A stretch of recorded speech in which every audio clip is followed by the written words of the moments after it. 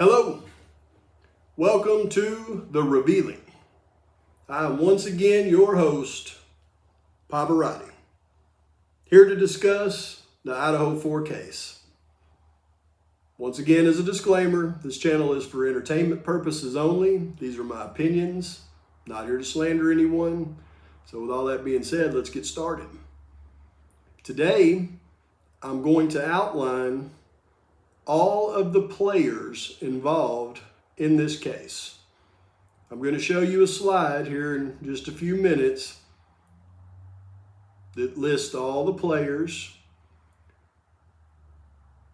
It lists them in the manner in which they are connected. And it's also going to list what I'm going to be doing in future videos when I unpack all this information for you. Before I do that, though, I think it's important to discuss some of the other scenarios that you hear often and what they're designed to do. They're designed to send you down rabbit holes so that you don't focus in on what truly occurred in this case. And why would that be even necessary? If you think about it, the university, law enforcement, the prosecution, it's in their best interest to put this thing out for as long as they possibly can.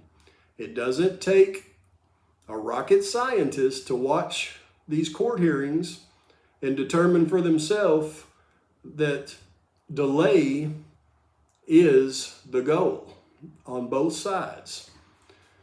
This judge could hear the arguments in any of these cases and then make a ruling, but instead he can't. He's got to have several days just to make a ruling so that he can then schedule the next hearing late and put off the next hearing. And it's a domino effect. And it's a domino effect that's done, frankly, on purpose.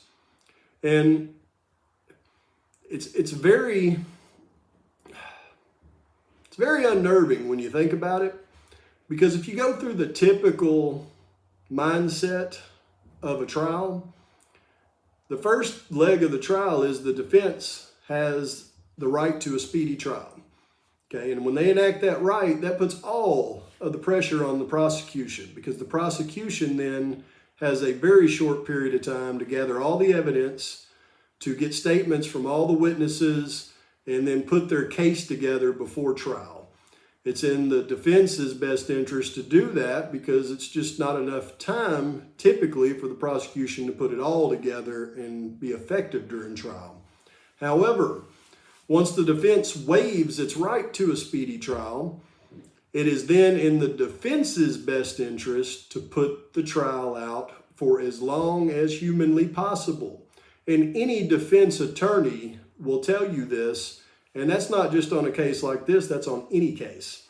And the reason why is the further you can put out going to trial, the more things that can happen to the witnesses in a trial, the people who worked on the case.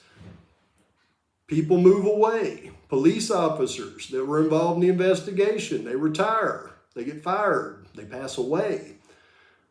Anybody involved in the case in an important aspect, they could move away, they could pass away. I mean, it's hard to find witnesses 5 years later. I mean, this is always in the best interest of the defense. Even though he's sitting in the county jail, it's still the best strategy for defense in any case. Ask any defense attorney. On the opposite end of that, though, it is in the best interest of the prosecution to have the trial as soon as humanly possible. Once they've had time to gather all the evidence, get their witnesses in order so that they can present their case, it's in their best interest to go ahead and present it, because for the same reason the defense wants to put it out. All right, witnesses move away, they're hard to find, hard to get your trial. So with that being said, in this case, none of that's happening. The prosecution is continuing to delay, the defense wants to delay, and the judge wants to delay. So anybody that watches that can see that happening. The obvious reason for that is the further they can put out this trial, the further they can put out the real information about this trial to the public. Because once the real information of what truly happened comes out, it's going to be detrimental to that town and to that university.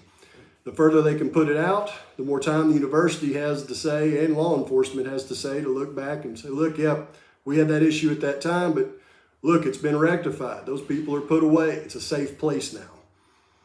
So because of that, they realize that there's going to be a ton of speculation between now and the time the trial happens. The closer that people start to speculate on what truly took place, the more damaging that is. So I believe that they purposefully put out information to send people down rabbit holes. Information like the 4chan posts. Regardless of if you believe them or not, there's several 4chan posts. They're not the same.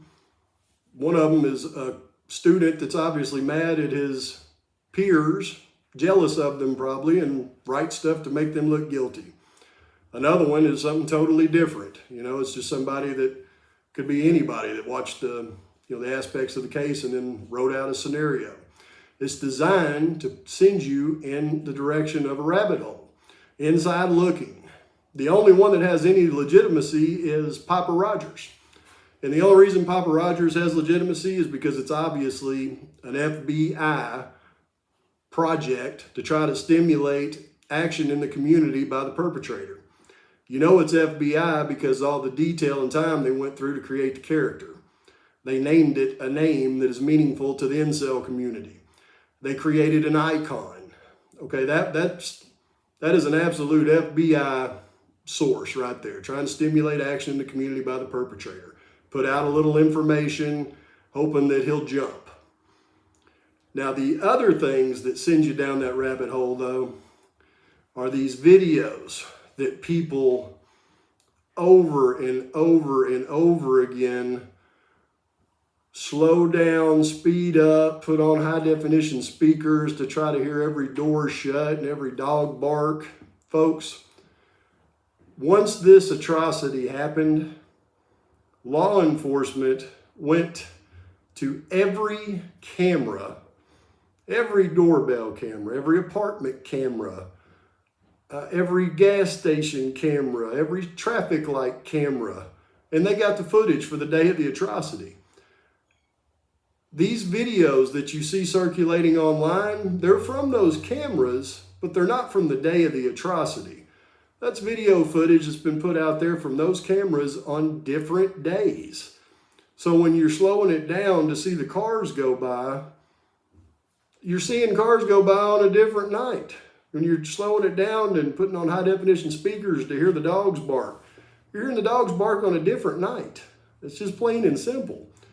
And you know that because the law enforcement went as far as to issue warrants for all of the cameras on the UPS vehicles anywhere near the atrocity.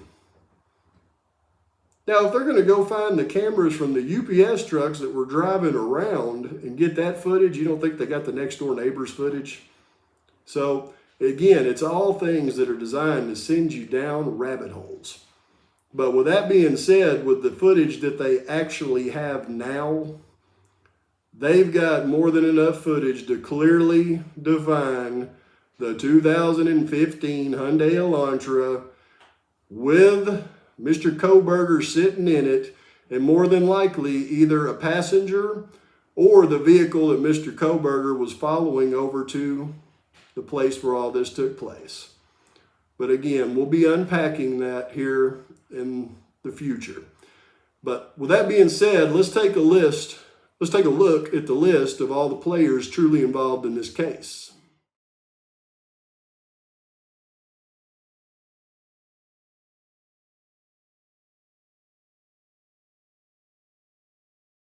Okay, you're going to see a few extra ones that's in there that I hadn't previously thought was involved. Turns out, after looking at the timelines and everything that took place, they're absolutely involved, and involved in a big way.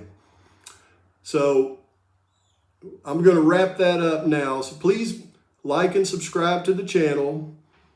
Post your comments, post your criticisms. I really enjoy that. I mean, there's nothing more fun for me to read a comment of somebody saying, thank you for doing this, Pavarotti, and thank you for the information. And then the very next one says, you're so stupid, Pavarotti, you haven't gotten anything right. You should go back to your job at McDonald's. You know, my reply to that one was, would you like fries with that? So anyway, please post and like and subscribe. And as always, Pavarotti's out.